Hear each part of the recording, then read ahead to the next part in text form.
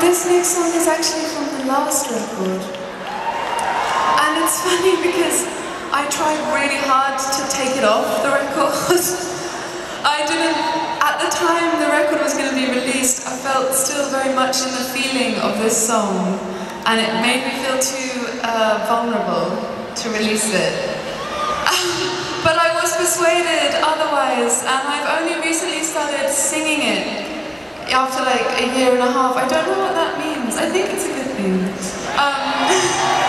But the beautiful thing is, when I sing it, I see people singing the words back to me, and it sets the whole thing free. And that's why I'm so grateful to you all, because it's like I had a period of time, and I get to give it away, and it gets given back to me in the most beautiful way imaginable. So thank you so much.